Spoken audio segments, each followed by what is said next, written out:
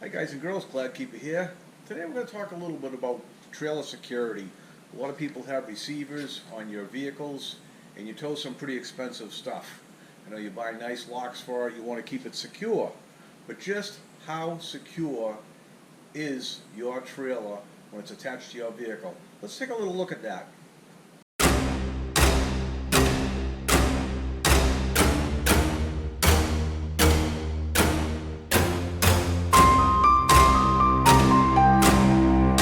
I was at a yard sale and I picked up this really neat, it's a Reese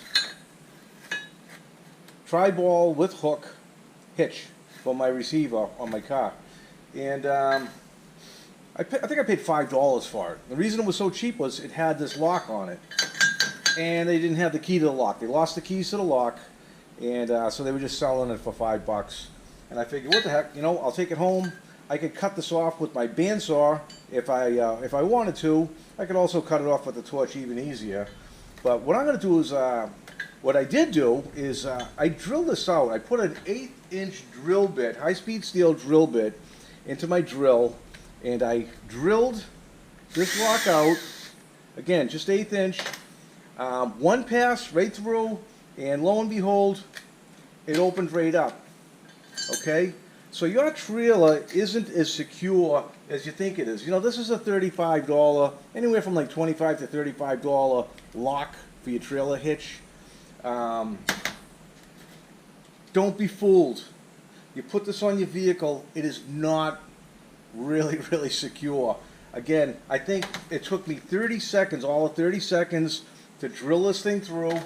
And you can see, it's drilled out right down through here. And the lock still works. I actually use this around the yard with my tractor. I wouldn't use it on the highway because you don't know if the thing's going to pop open on you. But one pass through with an 1/8" drill bit, and this thing basically popped right off, came right out. Everybody has a cordless drill these days. So what I'm going to do is I'm going to actually drill out a master lock. I've got a master lock padlock here. It's a decent one, right? It's got that regular type of key at the bottom. It's not one of those cheapy keys. And this has been a little bit rusty, so I threw some oil on it so that it will pop open when it does. But you can see that it's locked right now. And what I'm going to do with this is I'm going to chuck this up in my vise, and I'm going to drill this out. And we're going to do this in real time just to see how long it takes to drill out this padlock and have it fall apart. So, basically the way these locks are built, they have brass tumblers in there. They're all brass, and it's soft metal. So what I'm going to do is I'm going to start off in increments. I'm going to start off with an 1/8" diameter bit, go up to maybe like a 3/16, and then go to 1/4 inch. And I'm hoping at that point there that the lock just falls apart and opens up. So let's see what happens. Alright, so you can see that I've got the lock chucked up on the vise. It's in there pretty tight. And what I'm going to do is, after I make the first pass, I'm just going to tap it a few times and try to work the tumblers out and go from there. So let's just see how long this takes. A little longer than a few minutes later.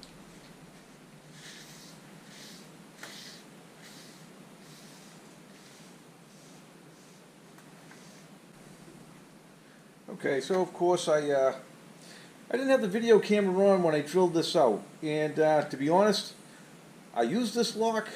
I have a couple more. I'm not going to burn another good lock to illustrate this. You can see that it's drilled out here.